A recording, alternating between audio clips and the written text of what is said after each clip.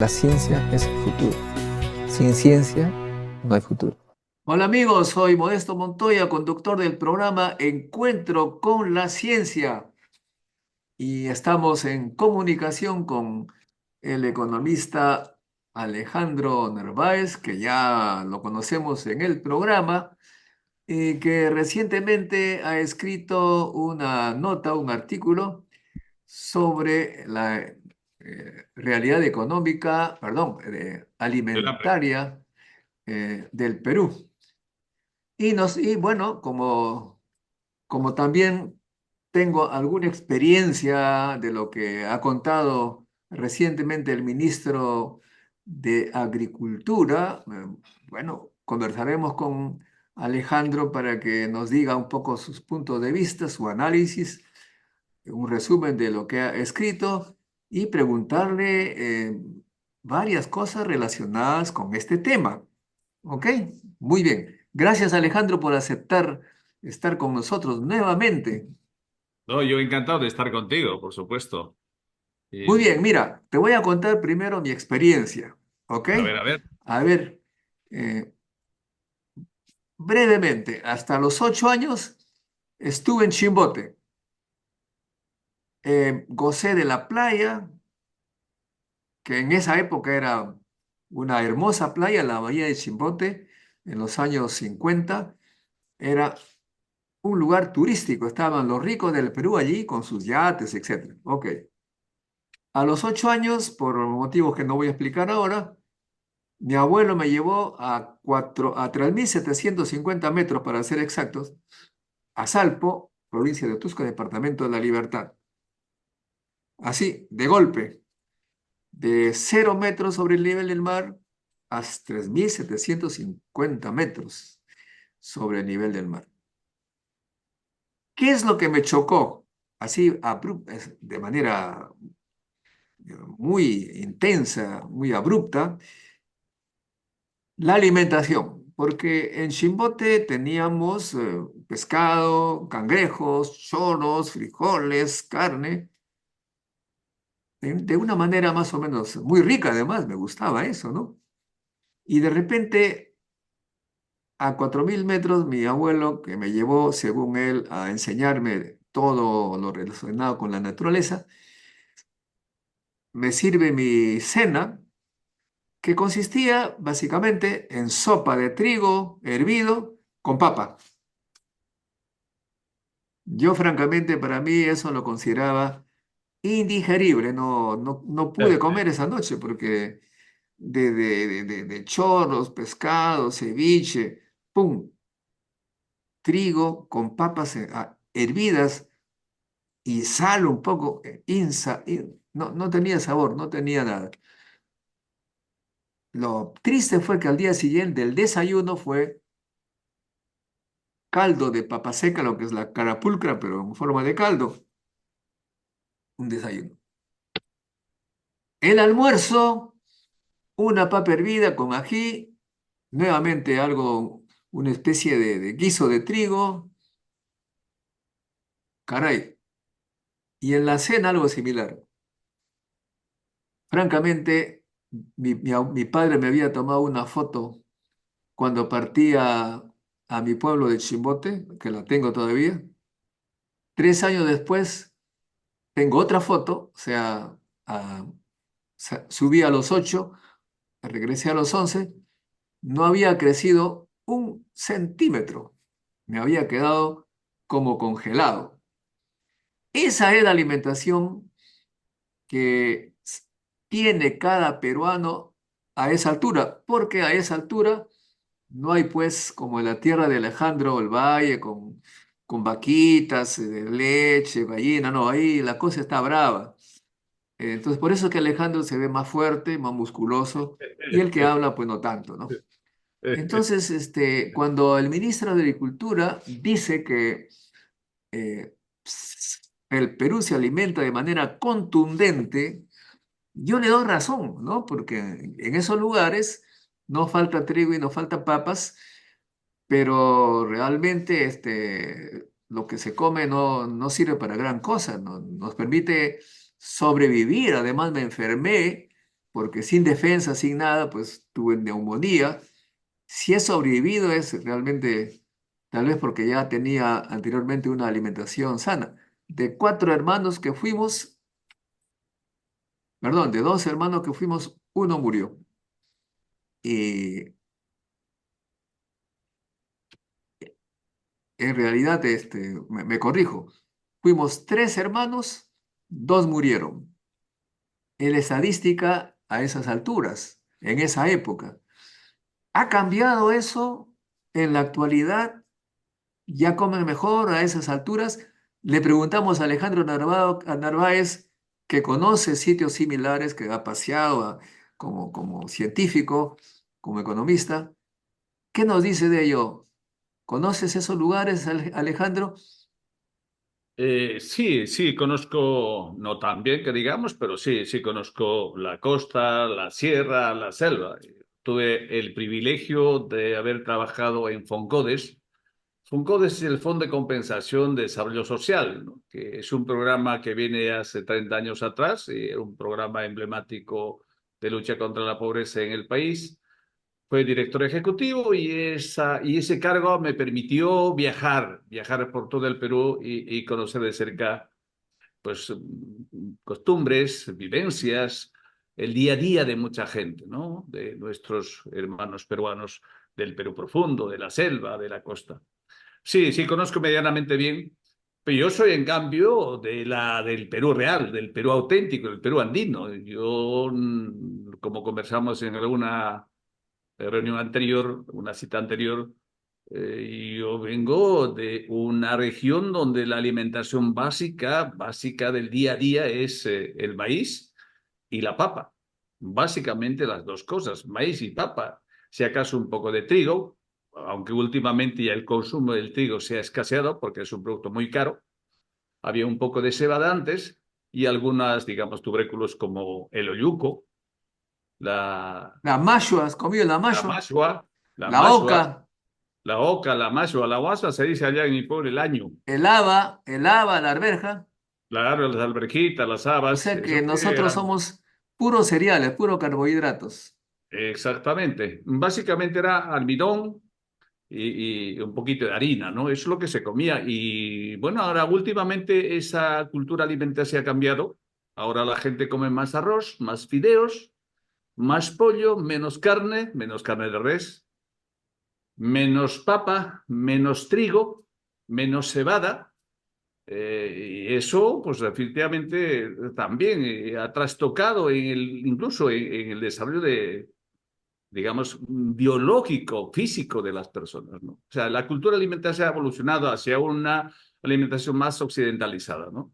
Ahora la gente se hincha con más fideos, con más arroz, con más pollo, a diferencia de lo que era la alimentación primigenia en los años 70, los años 80, incluso en la sierra peruana, básicamente, ¿no? Y en Entonces, lugar de chicha hay cerveza cristal.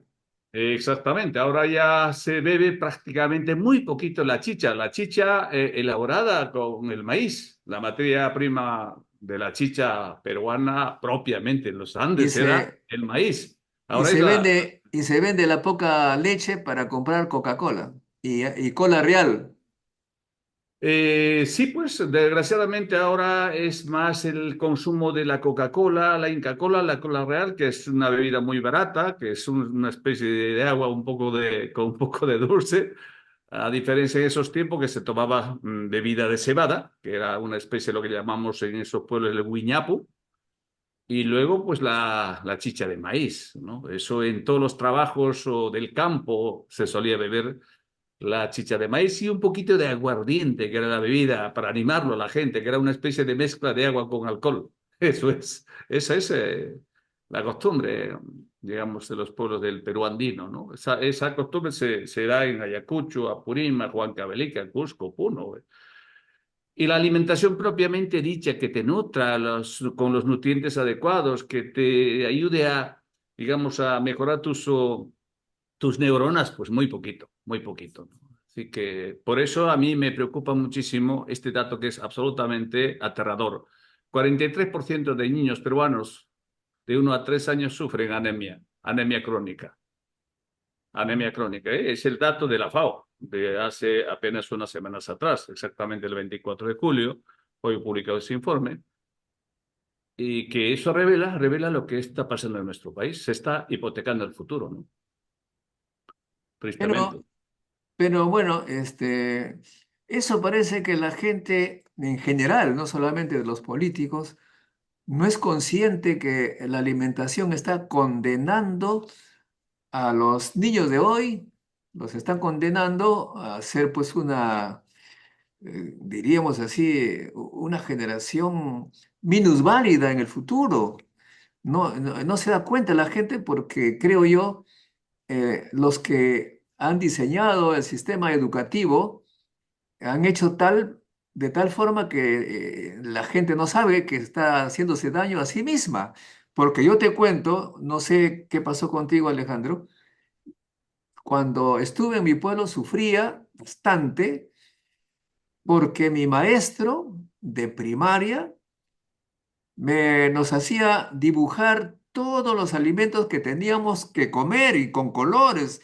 Para ser sanos nos decía comer esto: la carne, el huevo, la leche, la verdura, la naranja, o sea, nos hacía dibujar todo lo que teníamos que comer, pero que no comíamos y por lo tanto sabíamos que nos estábamos haciendo daño porque la educación nos decía que era así. Pero aparentemente ahora en la educación no te dice esas cosas para que no sufras tanto, pues, o sea, para que no sufras tanto como Modesto en su niñez. No, yo creo que algo está cambiando en el sentido de que la educación antigua, la educación primigenia en nuestros primeros años era completamente distinta a lo que es actualmente, ¿no? En todos los sentidos, ¿no? Planes de estudio, el nivel de los docentes, los temas que te enseñaban o aprendías, el estudio partido de tarde y mañana, la disciplina que había en esos tiempos, el respeto al maestro, las tareas que había que hacer, y muchos que somos del campo, había que trabajar en el campo los sábados y domingos y de lunes a viernes estudiar. En fin, esa era digamos, la tradición antiguamente, aunque algo ha cambiado en los últimos años, pero muy poquito, ¿no? A mí me tocó ser pastor sábados y domingos, ¿y a ti? También, también, también. O sea, yo tengo la suerte, yo diría suerte, un privilegio también, pues, de contar esta experiencia vivida en carne propia, ¿no? De que mis padres tenían ovejas, tenían vaca, tenían llamas y todo eso las vacaciones de enero a marzo había que pastearlas. Así fue. Y por eso yo digo, quien no ha pasado hambre no puede entender lo que significa el hambre.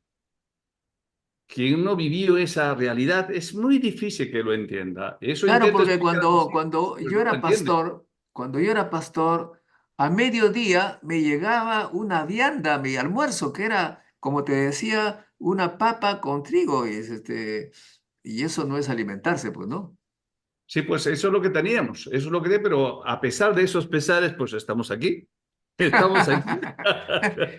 Como diría un presidente que esté en la cárcel, formamos parte de los errores estadísticos. Pues sí, sí, que decía que era un error estadístico, pero pues a pesar de eso, bueno, pues llegamos donde llegamos, ¿no? Y seguimos abriendo camino. Y de verdad, yo siempre digo, cuando hablo el tema del hambre, la pobreza y la exclusión, que no pasó eso, es muy difícil que lo entienda, muy difícil. Claro.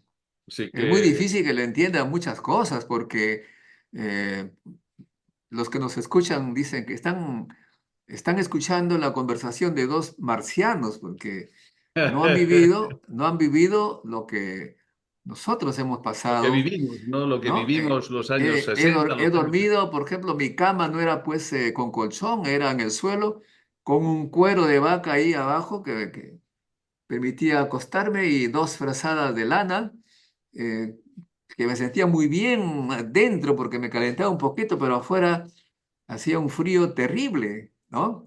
Y ahí también viene una cosa del maestro. El maestro nos decía que para tener una vida saludable hay que dormir con las ventanas abiertas, maldita sea, si antena abierta con tanto frío, pero había que abrirla para no intoxicarse con nuestra propia respiración. Sin embargo, cuando yo vengo a Lima, pierdo la paciencia cuando tomo el metropolitano y todo el mundo cierra las ventanas así tremendas y se están respirando todos sus microbios. O Sí. sea, ¿eso qué significa, estimados seguidores de cienciaperú.tv? Significa que la educación del Perú que han recibido durante estos últimos 40 años ha sido nula, totalmente nula, o bien ha sido hecha a propósito para que no se dé cuenta la gente de que está viviendo mal y que por lo tanto debe estar contenta y que debe estar contenta también con lo que dice el ministro, que dice que nosotros comemos de manera contundente. Yo hasta ahora sufro las consecuencias de esa alimentación. Si hubiera tenido una alimentación adecuada, de repente habría yo y Alejandro también participado en las Olimpiadas. Lo que pasa es que el ministro confunde cantidad con calidad, ¿no?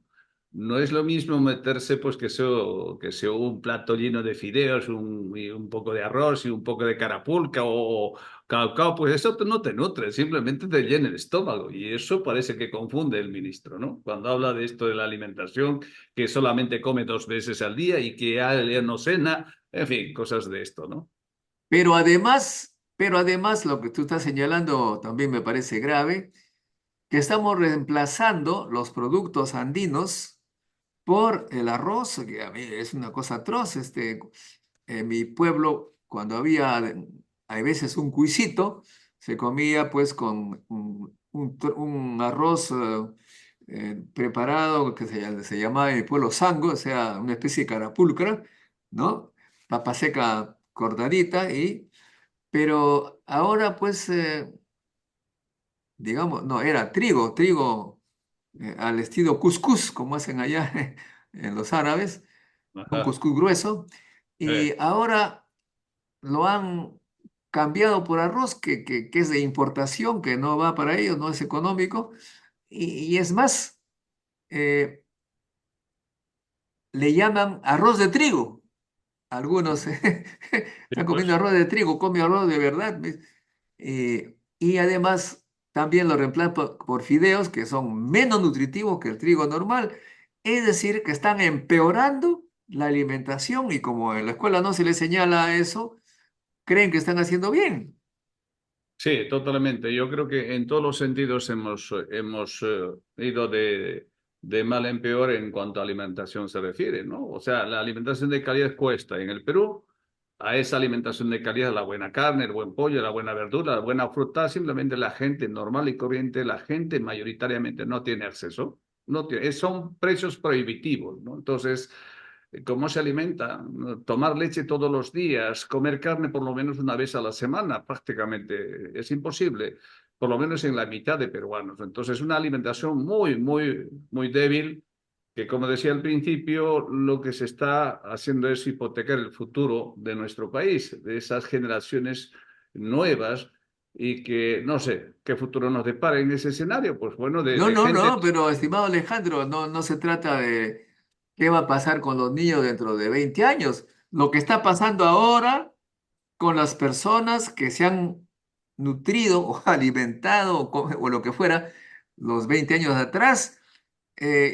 A mí me da mucha pena, nosotros somos patriotas, somos hinchas del Perú, pero uno ya sabe, antes que comience el campeonato, que el Perú no va a llegar lejos. Y claro, por suerte, seguramente que muchos peruanos me van a querer fusilar por lo que digo, por suerte fuimos a la Copa porque creo que Chile reclamó no sé qué puntos a Bolivia y hubo una especie de cambio de puntaje y fuimos por eso. Pero la alimentación que han recibido los peruanos en general no sirve para competir a nivel mundial. Y eso se ve claramente en los resultados de las Olimpiadas de hace no sé cuántos años. Este año hemos tenido un caso excepcional y todos estamos contentos porque un muchacho, Pesqueira, no sé su nombre, que tenía plata para entrenarse con su velero, o sea, tenía los recursos para tener esas cosas, Que es compite de igual a igual con con las clases acomodadas de todos los países, de modo que ahí sí tenemos ventajas, o sea, de igual a igual porque se tiene con los mismos recursos, ¿no? Se entrenan con los mismos recursos, pero no nos da vergüenza no nos da vergüenza como país, como nación, ver a nuestro maratonista eh, que no pudo llegar a la meta, se sintió mal, se desgarró, porque lo físico no le da, y eso no es culpa de él, es la alimentación a la que han sido condenada la juventud. No nos da vergüenza que hasta Ecuador nos gana y Cuba, una islita pequeñita allí que dicen que se alimenta mal, tiene pues extraordinarios atletas. Hay uno que incluso es el mayor atleta del mundo porque durante 5 veces ha tenido la medalla de oro y nosotros aquí, esas son las consecuencias de la alimentación que hemos recibido todos los peruanos en los años 40 o 50 años que tenemos, digamos, de conscientes. Pero, por supuesto, no podemos nosotros, creo yo, cerrarnos los ojos, cerrarnos la boca y no decir estas verdades y protestar contra, no sé contra quién hay que protestar. Es mejor participar en esta contienda para de repente, si alguno de nosotros tiene la oportunidad de, digamos, cambiar un poco esto, sería muy bueno. ¿Cómo tú ves, Alejandro, precisamente en nuestro pueblo, eh, en esta situación, ya pasando al término político, que este ministro de Agricultura realmente es una, da lugar a un montón de memes, pero ¿cómo tú ves en este momento esa ruptura ya total entre el pueblo, el gobierno y el Congreso? ¿Esto crees tú que a dónde nos va a llevar? ¿Va a ser así la cosa? ¿Vamos a tener que contentarnos porque tampoco se puede salir a las calles? Ahora está penado, se le llama Mm. terroristas, no sé, terroristas de calle. Eh, ¿Cómo tú ves esto? ¿Qué va a pasar? El día, bueno, recién hoy pude leer las dos encuestas que han sido publicadas estos días por el Instituto de Estudios Peruanos y por CPI.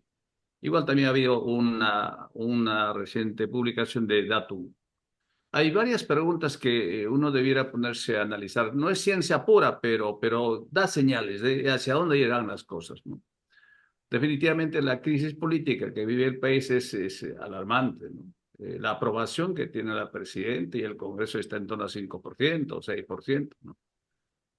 Y la desaprobación asciende a 90%, 87%, 89%, ¿no? Eso dice simplemente que tenemos un gobierno que gobierna de espaldas al país, ¿no? Entonces hay un problema de dignidad, hay un problema de, digamos, de decencia, un problema ético, ¿no? De cómo puedo yo gobernar de espaldas al país cuando el 99% de peruanos no me quiere, no está de acuerdo conmigo y gobernar de espaldas de esa gente. Eso me parece un tema ético que desgraciadamente aquí cuestiones de ética pues poco valor tiene, ¿no? Entonces, visto así, la cosa es muy complicado, ¿no?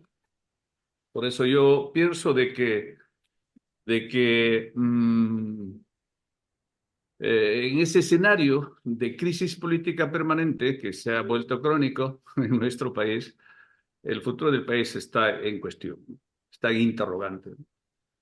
Hay 30 partidos registrados que podían teóricamente competir en las próximas elecciones y que desafortunadamente tampoco son partidos cohesionados o sólidos, con ideología definida, con militancia activa, con liderazgo claro. No hay nada de eso. Seguimos de cerca, tú sigues de cerca estas cosas que pasan en el país y entonces pues uno se muestra pesimista, ¿no? Pero a pesar de eso, creo que hay la esperanza de que en los próximos meses, los próximos años, pudiera surgir nuevas figuras, nuevos protagonistas, nuevos líderes que estén dispuestos a pelearla por un futuro mejor, ¿no? Pareciera mentira que en esta crisis política, social, etcétera, hay ganadores, ¿eh? Como dice ese dicho, a río revuelto, ganancia de pescadores. Hay ganadores.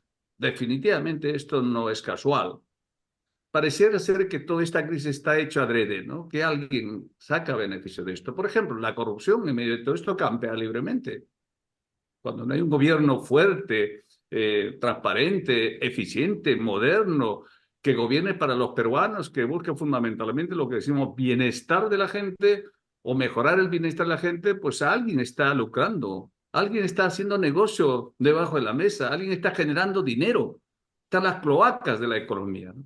Estamos en ese escenario y yo soy pesimista en ese sentido, pero tengo alguna esperanza, yo sé que tú también la tienes, de que tiene que haber una vía, tiene que haber una opción, tiene que haber una alternativa por donde tenemos que transitar quienes tenemos sentimientos, sentimiento patriótico, quienes tenemos corazón. No podemos ser tan indolentes con esta noticia, por ejemplo, de millones de peruanos en situación de hambre. Eso es indolencia, ¿no?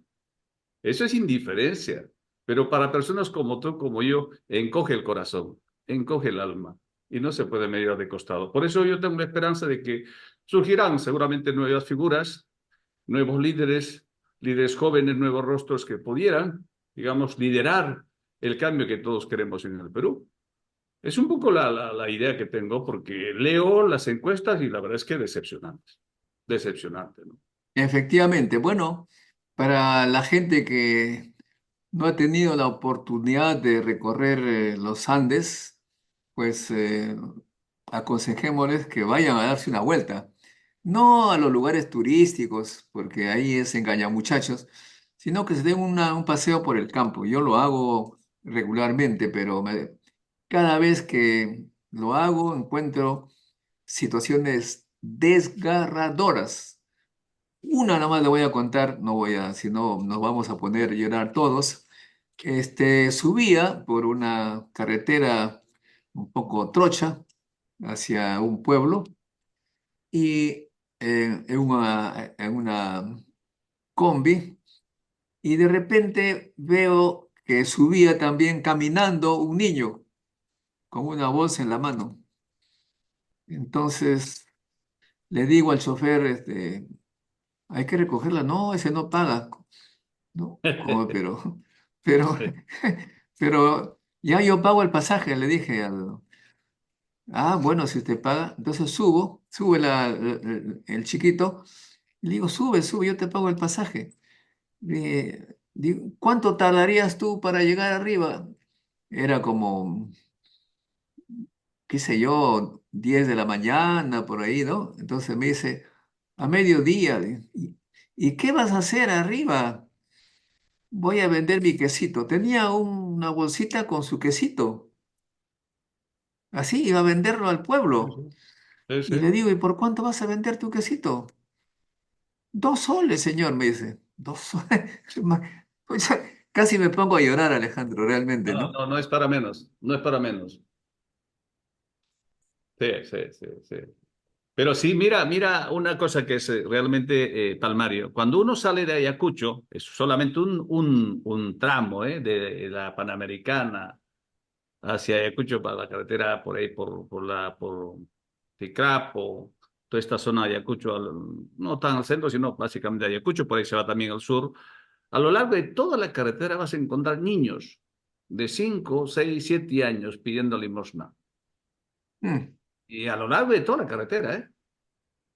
Y uno dice, oye, pues estos niños casi como que estuviesen abandonados, ¿no? Y viven... Están.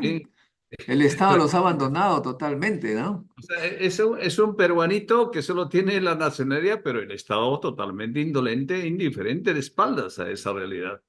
Entonces, ¿cómo puede un país tener futuro en esas condiciones? No puede, sencillamente no puede. Entonces aquí no hay gobernantes, no hay políticos. Estos que tenemos remedio de políticos en el Congreso o en el Ejecutivo, remedio de políticos modesto. No tienen ningún sentido de país, sentido de nación. Desgraciadamente, esos son los que toman decisiones, repito, de espaldas al país. Y están haciendo negocios propios, negocios de grupo, negocios Bueno, de espaldas al país, tú eres muy amable, francamente, Bueno, es una porque manera, no no solamente de está. espaldas, sino que hacen contra el país, ¿no? No es que le den la espalda, están tomando decisiones contra la opinión del 90% de la población, pues ahí están las encuestas, pero cada decisión que toman es como si que hubieran dicho, ahí está, a ver, ¿y cómo es? Así soy yo, soy fuerte, ustedes me han dado su voto, yo hago lo que se me pega la gana. Más o menos ese es el mensaje que dan, ¿no? Porque cada decisión, cada votación en el Congreso, aparentemente es eso, ¿no?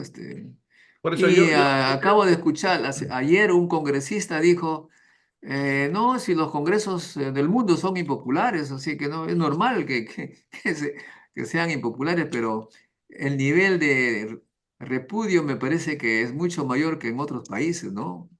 No, totalmente, totalmente. Yo creo que el desprecio que tiene la población a los, entre comillas, políticos, porque estos no son políticos. Estos partidos tampoco son partidos, es una asociación de personas para delinquir, la mayoría de ellos. Es eso exactamente, una asociación lícita para delinquir. Y eso es lo que Ahora, tenemos, modesto. nuevamente te corrijo, estimado Alejandro, a ver si me equivoco. Tampoco es de espaldas, pero tampoco es de desprecio. Desprecios es ya, no, es una especie de, tiene un cierto rencor contra gente que le está haciendo daño. No es porque, como decían, la canción, prefiero odio que desprecio, ¿no? O sea que acá, la gente siente que están gobernando contra ellos. O sea, y cuando alguien hace contra ti, pues te crea sentimientos curiosos. Ahora bien, yo también me pongo la pregunta, dado que hay tanto partido que no se puede encontrar digamos, una élite para gobernar, porque tanta gente allí. Ahora, creo yo, a ver qué piensas tú, hoy en día se habla mucho de la ilegalidad, de la minería ilegal, ¿no?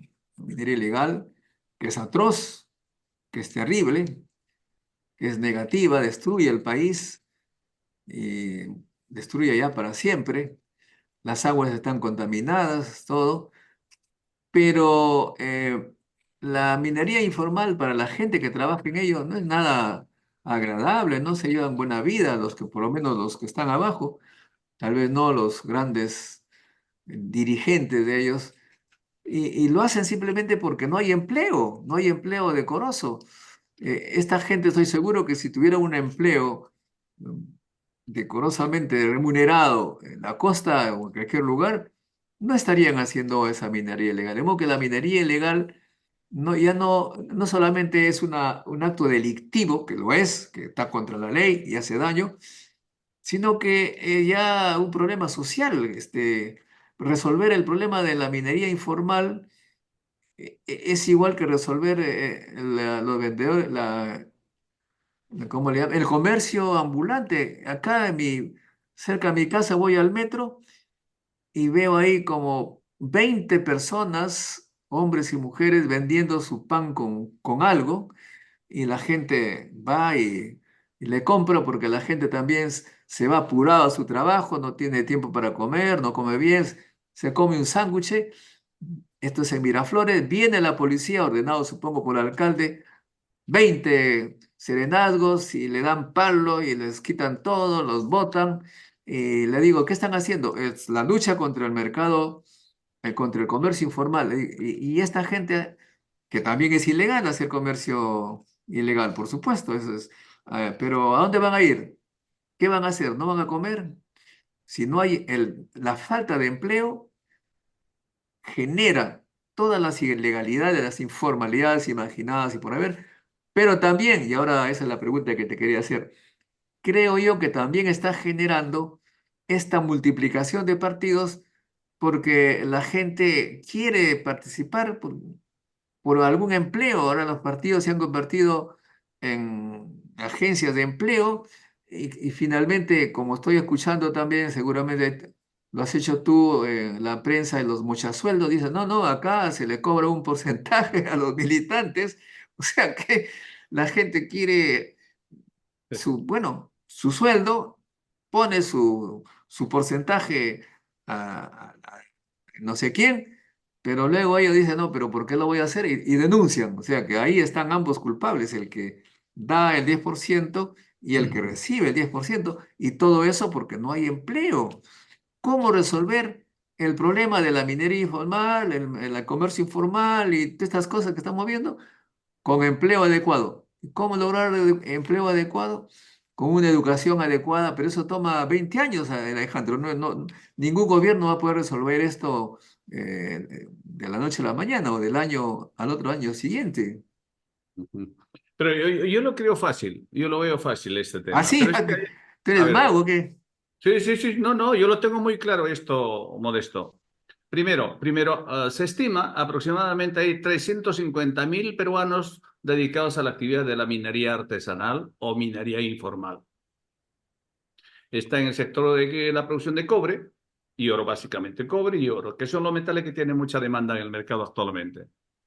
Segundo tema, ¿quién compra esa producción? En principio, esos mineros artesanales o informales generan dinero negro. Pero la pregunta es, ¿quién compra esa producción? La minería formal. La Ah, minería formal. ¿estás seguro de eso? Totalmente.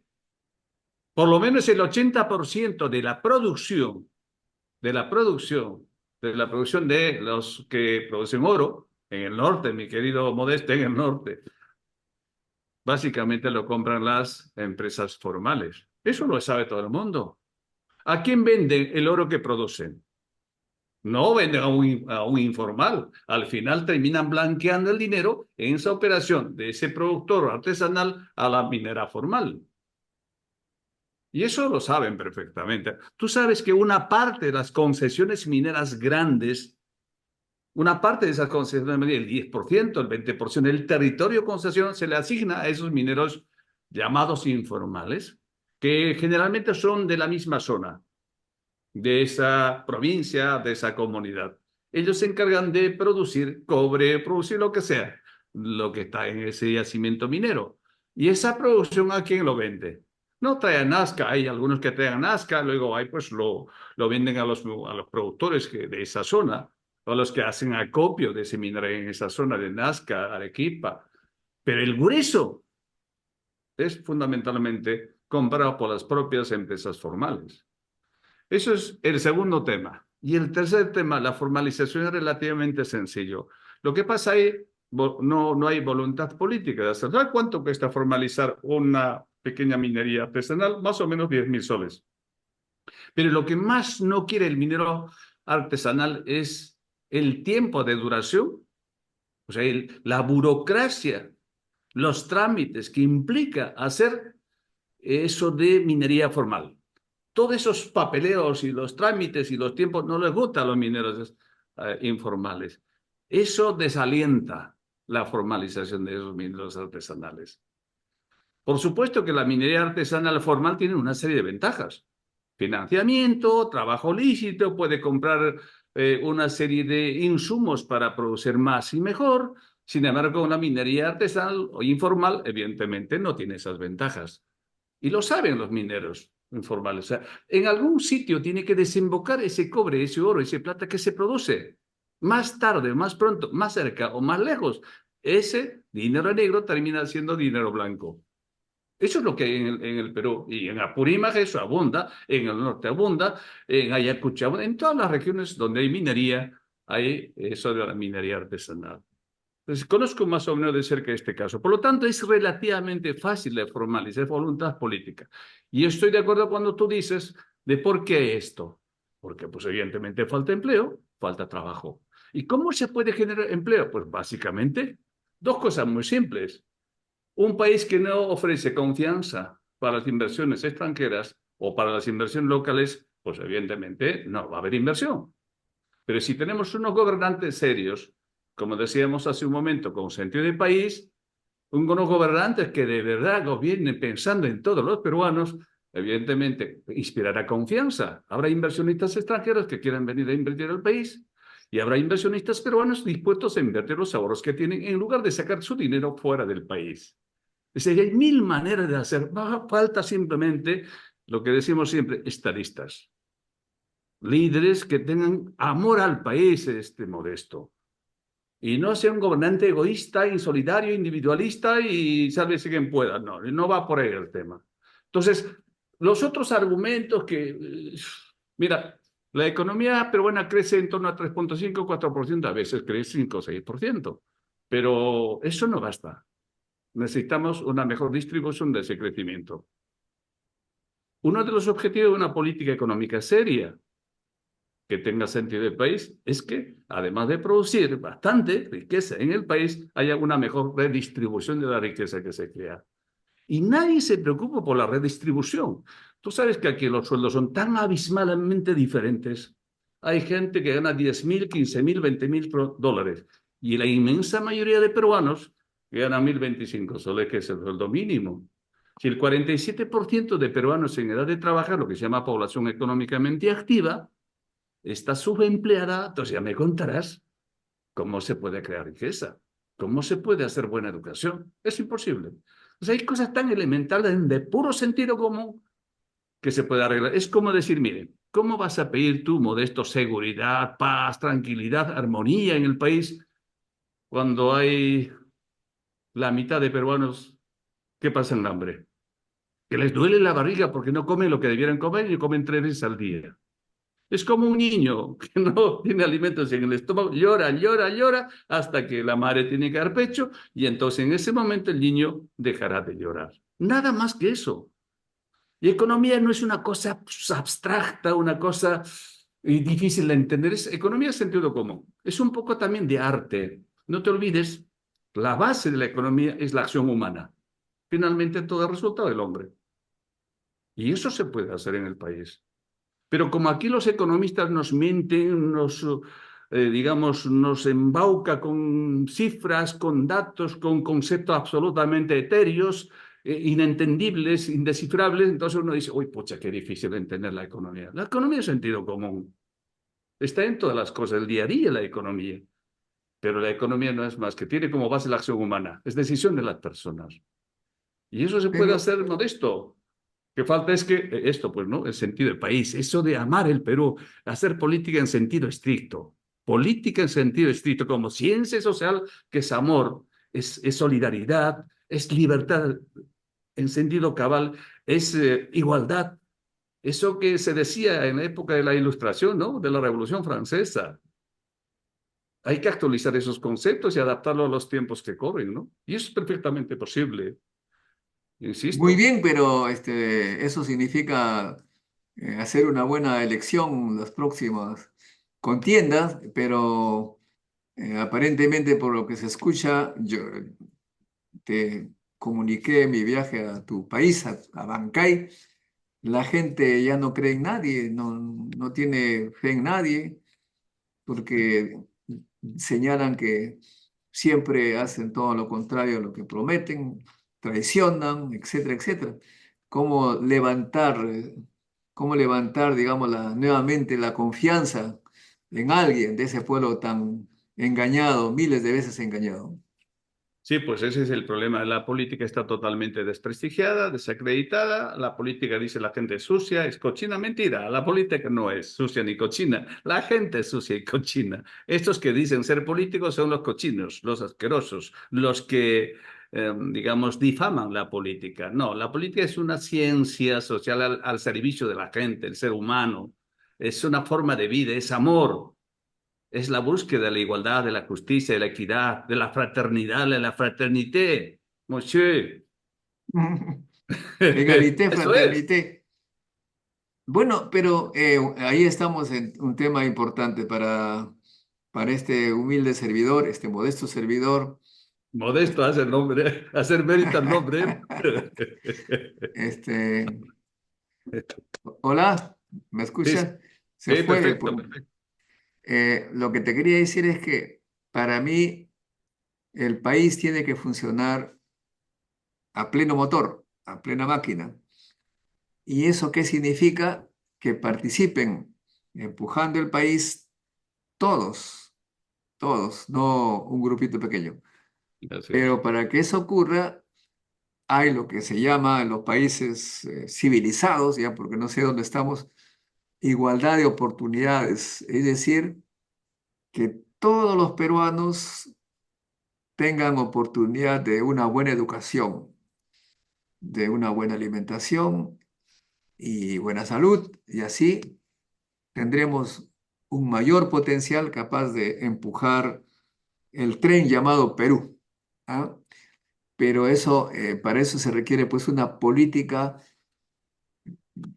de personas estadistas que piensen en el futuro. No va a resolverse de la noche a la mañana, pero hay que hacer esa política de igualdad.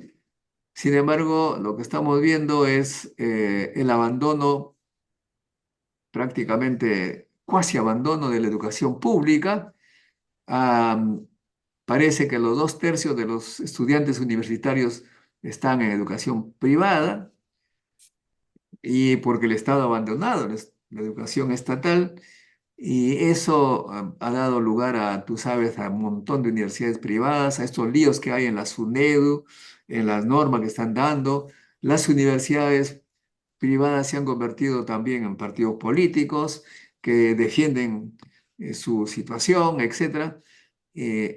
Como tú dices que las cosas son fáciles de resolver, para mejorar la condición, la calidad de la educación en general, el Estado tiene que invertir más en educación y tampoco lo está haciendo, Alejandro. Sí, el origen de nuestros problemas en gran parte es que nuestros compatriotas, como decía alguien, compatriotas, pues no eligen bien a quienes debe representarle. No elegimos bien. Y eso tiene que ver lo que acabas de decir con la educación.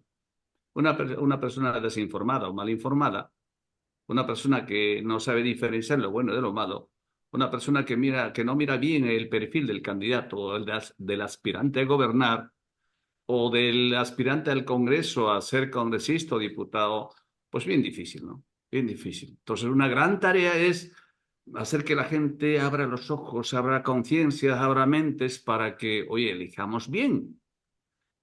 Mirar un poco el historial de cada uno, mirar el expediente de cada uno, mirar su experiencia comprobada, experiencia probada, su solvencia moral, su trayectoria. Parece, en esta persona sí puedo confiar. Pero mientras eso no ocurra, hay unos cuantos charlatanes que se aparecen por ahí con mucho dinero de por medio y terminan regalando unos cuantos centavos a la gente y empiezan a votar por ellos. Ese es el gran error que cometemos siempre. Insisto, será pues seguramente que nuestra gente todavía no logra diferenciar lo bueno de lo malo. Y Ujú. eso es un tema de educación, ¿no? Ahora, estamos pues entonces ante una situación complicada. No se puede asegurar nada que va a pasar hasta el 2026. Esperemos que la gente haga lo que tú estás mencionando. Para eso existe ahora la Internet, buscar con el Google o con todas las herramientas digitales el pasado de los candidatos.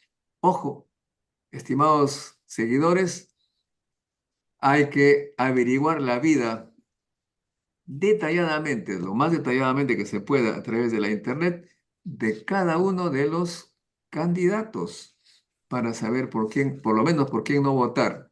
Ah, y también deben ustedes fijarse en personas que han hecho algo fuera del espacio público, porque eso me hace recordar a un paisano mío que vino a pedir mi apoyo para su campaña para alcalde de mi pueblo, y le digo, pero yo, ¿qué apoyo te podría dar? Más bien, muestra, muestra lo que tú has hecho por tu pueblo hasta ahora.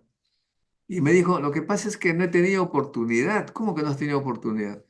Claro, porque no soy ni autoridad, no soy alcalde. ¿Cómo quieres que haga algo?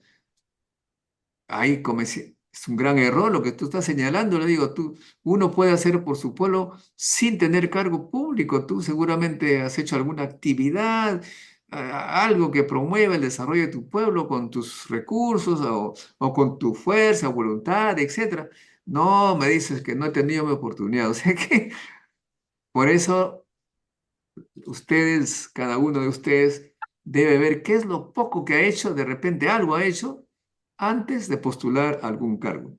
¿Cuál ha sido su posición, su lucha, su batalla. Si no encuentran nada, francamente están votando un poquito a ciegas. ¿Eso es una recomendación que te parece correcta, Alejandro?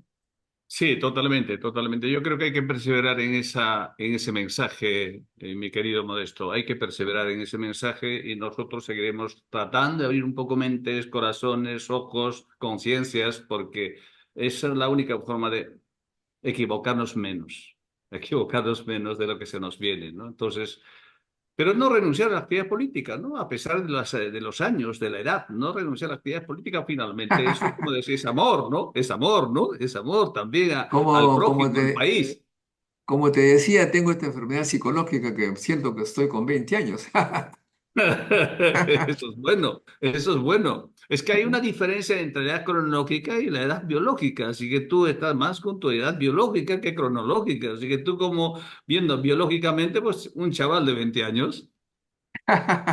No, ya hablando, no, ahora voy a decir algo que de repente va a ser tomado mal, porque ahora, pucha, que es muy complicado hablar de cosas fuera de foco, pero en fin, me voy a arriesgar, ¿no?